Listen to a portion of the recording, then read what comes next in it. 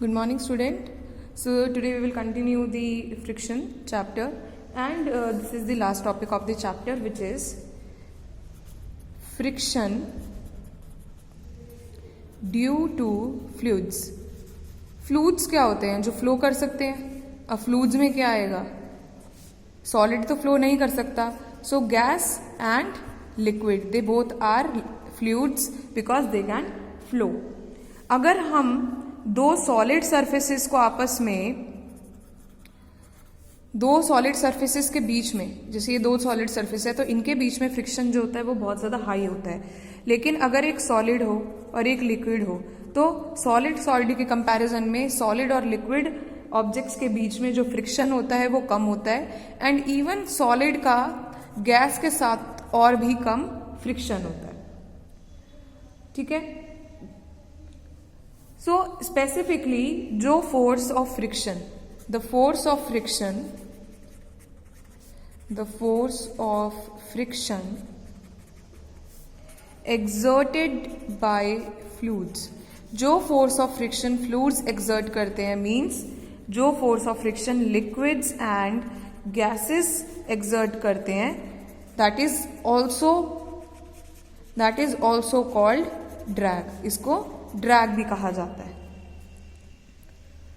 अब frictional force एक object का फ्लूइड पे किस किस चीजों पे डिपेंड करता है. अगर कोई एक ऑब्जेक्ट है वो फ्लूइड के ऊपर चल रहा है, मान लो पानी के ऊपर चल रहा है, तो किस किस फैक्टर पे उस ऑब्जेक्ट के ऊपर जो फ्रिक्शनल फोर्स है वो डिपेंड करेगा. एक तो वो डिपेंड करेगा कि उस ऑब्जेक्ट की स्पीड कितनी है फ्लूइड के ऊपर. दूसरा इस चीज पे भी डिपेंड करेगा कि उस ऑब्जेक्ट की शेप कैसी है.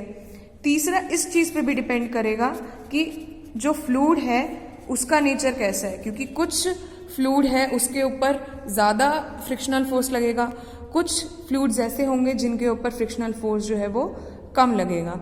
सो बेसिकली एयर जो है that is the most common gas and water is the most common liquid which we use in our daily life. So we have to find out something that how we can just minimize friction between object and water and or the object and the air. ठीक है. तो symmetrical shape, जो ऐसी कोई shape जो कि least resistance offer करती हो, that shape is called as the streamline shape. जैसे कि एक बोट की होती है या एक बर्ड की होती है. So let me show you. So here you can see कि प्लेन की और बर्ड की it is something like same, थोड़ी थोड़ी इनकी जो शेप है, this type of shape is called as the streamlined shape. And ये एक ऐसी शेप है जिसकी वजह से जब कोई ऑब्जेक्ट लाइक ये प्लेन एयर में मूव कर रहा है, ये बर्ड एयर में मूव कर रहा है, तो इनकी बॉडीज के ऊपर लीस्ट रेजिस्टेंस लग रही है. So this streamlined shape it helps in offering the least resistance due to friction on the body. सो ये हम कहाँ देखते हैं? शिप्स में, बोट्स में, या इवन फिश जो होती है उसकी शेप भी स्ट्रीमलाइन पोजीशन होती है. ओके. अब कई बार क्या होता है, जो अर्थ पे मीटियोर्स गिरते हैं, जो स्पेस से पत्थर आके गिरते हैं, वो इतनी हाई स्पीड में आते हैं, जैसे वो आ रहे हैं अर्थ की तरफ, तो उनमें कभी कभी क्या होता है, वो बर्न हो जाते हैं. वो अर्थ पे आते आते वो बर्न हो जाते हैं. तो वो बर्न क्यों हो जाते हैं? क्योंकि जब वो स्पेस से अर्थ की तरफ आ रहे हैं तो रास्ते में क्या है, बहुत सारे एयर है, और हाई स्पीड होने की वजह से इस मिटियोर का एयर के पार्टिकल्स के साथ क्या होता है, बहुत ज्यादा हाई फ्रिक्शन एक्सपीरियंस होता है, जिसकी वजह से वो अर्थ तक आते आते बर्न हो जाता है, क्योंकि इसका टेम्परेचर फ्रिक्शन की वजह से बहुत ज्यादा इंक्रीज हो जाता है. तो हम ये भी समझ सकते हैं कि जब दो ऑब्जेक्ट्स के बीच में फ्रिक्शन होता है तो वहां पे टेम्परेचर भी इंक्रीज हो जाता है. तो इसीलिए जैसे कोई भी स्पेसशिप है, अब वो भी अर्थ की तरफ आ रही है तो वहां पे भी फ्रिक्शन एक्सपीरियंस हो सकता है.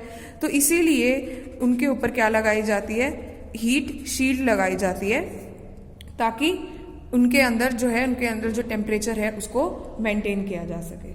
So this was all about this chapter. Thank you.